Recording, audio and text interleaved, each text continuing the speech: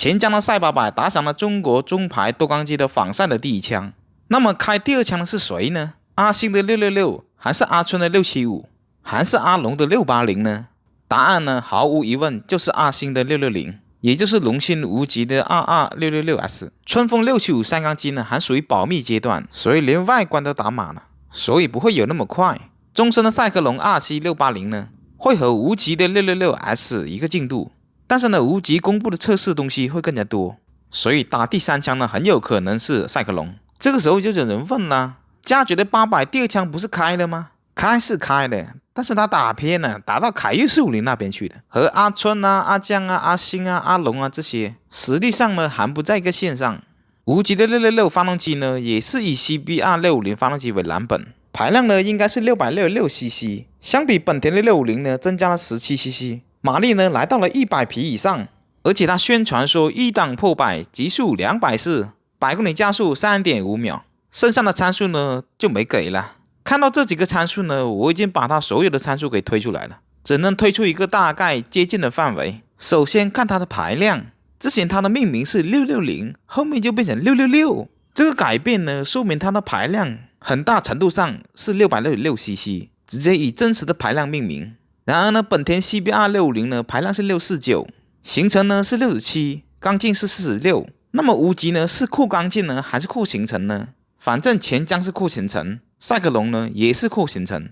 因为我已经看到终身赛克龙680，它的发动机代号是467， 4代表4缸机，67代表缸径，所以它的行程是 52.4。无极这台呢，我也把扩缸径和扩行程的方案数值都写出来了。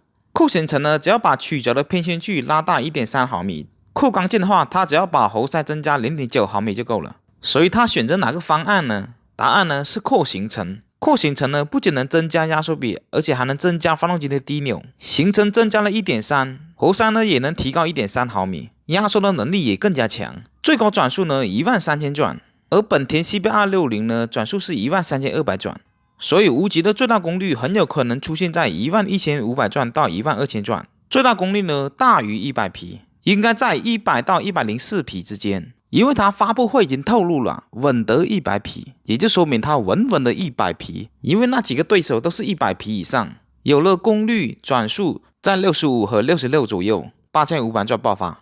一档破百，我估计是破表显的100，102呢比较妥。这个时候就有人问了，为什么不像 CBR650 一样呢？一档 GPS 过百呢？无极的13000转，一档 GPS 过百。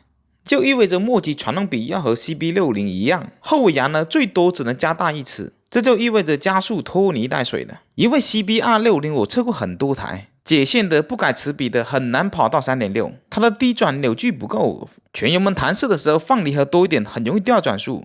钱江的赛800呢把行程拉到了 55.2， 排量呢778，所以扭矩提升特别多。8-9千转弹离合，它就很容易翘头了。而且无极的后尾牙呢，我还数过，在48尺左右，而 CBR60 是46尺，扭矩和功率都更加大，齿比呢也更加密，所以它跑 3.5 秒是很有可能跑得到的。接下来就是推车重了，估计在205到210，因为这个平台的车很难做得轻的。赛克龙呢标的是206，赛800呢标的是207，这台呢也会在这个范围内。极速呢它已经公布了。240应该是 GPS 的极速，表显呢应该也会超过250。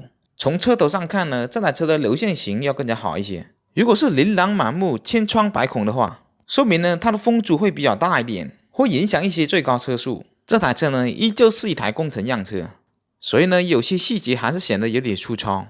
外形的设计呢终于跟上时代了。之前的 RR525 那台呢，我就吐槽了它的油箱凸起来太高，趴下去的时候会顶到胸口。这台呢就改得正常多了，轮毂的配色呢还是有点浮夸了。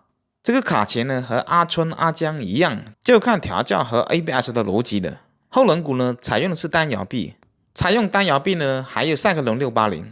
后尾灯的辨识度还是挺高的，前后采用的是120和180的轮胎组合。车辆呢估计会在11月发布，如果11月前发布不出来，那么基本上要等到明年的2月开春，因为冬天是摩托车的淡季，很少会有新车在这个时期发布的，因为热度比较低，发布后呢效果没有那么好。最后呢价格呢我估计在 4.5 万到 4.6 万之间，具体这台车怎么样，实力如何呢？没试过，的确说不出来。